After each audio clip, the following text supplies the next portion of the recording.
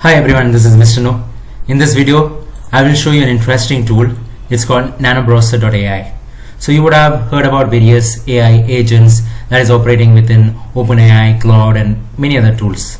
But you may not have seen any standalone Chrome extension that can help you with all those things. You might need some kind of coding knowledge to get that achieved.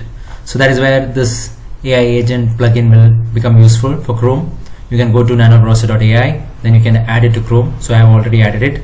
So this is an AI web agent that runs in your browser, which is alternated to OpenAI's operator, with have flexible LLM options. You can add multiple LLM models within there. So it is 100% free. There is no subscription fees or hidden costs.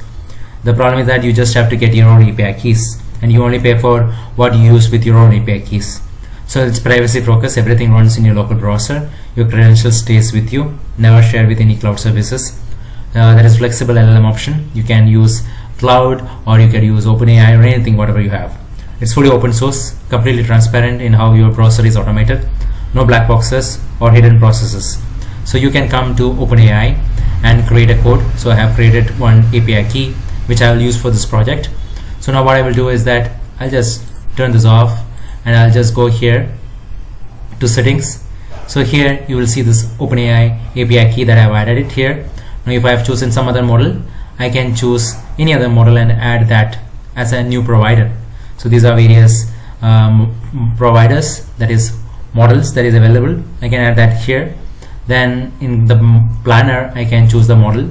I have choose the default one, which I have selected is GPT 4.1 mini, and this is the navigator, this is the validator, and this is the speech to text model, which I'm not using it anyway because I'm planning to type it.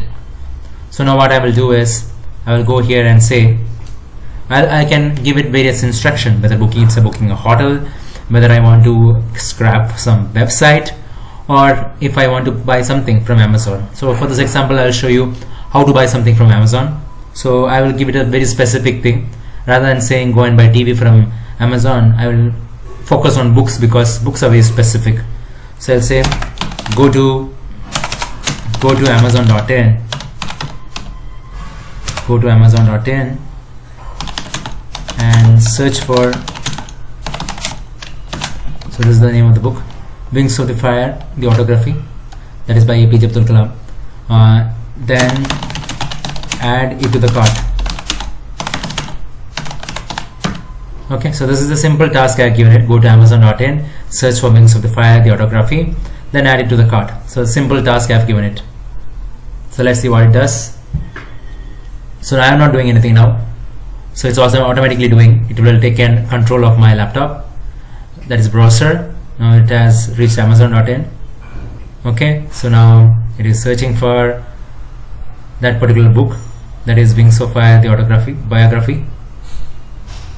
Okay, so it is finding those opportunities, the books I mean. Okay, so it has found books. So you see there are some sponsored books that has come over in the top. So the correct book name is actually Wings of Fire, the autobiography. So it is navigating that in the results. So let's see how it navigates. Okay, so it has added it to the cart. So this is again the Wings of Fire. So now it has added that book to the cart. Okay, so now it is validating it again, the book that it has added. So now if you go to the books, I can see this book has been added, right? So that task is complete. So now I can give any other task. Okay, so let me go in and say go to givemechallenge.com and go to ideation category and look for latest opportunities. Okay, so I'm asking you to go to givemechallenge.com and go to ideation category, that is the idea competitions and various other competitions there. Then I'm asking you to look for latest opportunities. I made a typo there. Okay, so it has gone to the givemechallenge.com. Now it is looking for navigation to various categories.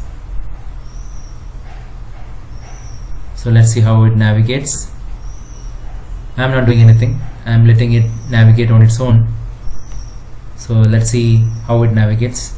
So first of all, it has come to this website. Now you see all the components it has identified.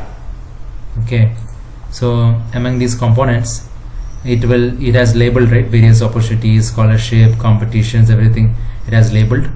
So based on that, it will take the decision of navigation. So that's why it's taking some time, because it's trying to understand the various components in there. Okay, so it's scrolling down to find the ideation category link, if not visible in the viewport. So scroll down. That is what it's doing right now. So it has scrolled down to find the ideation competition. So now you see it is looking for the name. 8th one, if you see here, is actually ideation competition.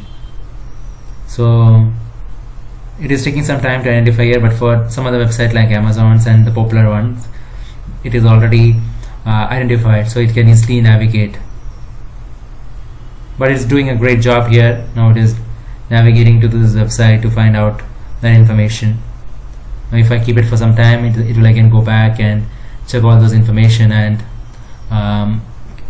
it has already identified. If you look at this diagram, I mean the image, you see idea competition is already there.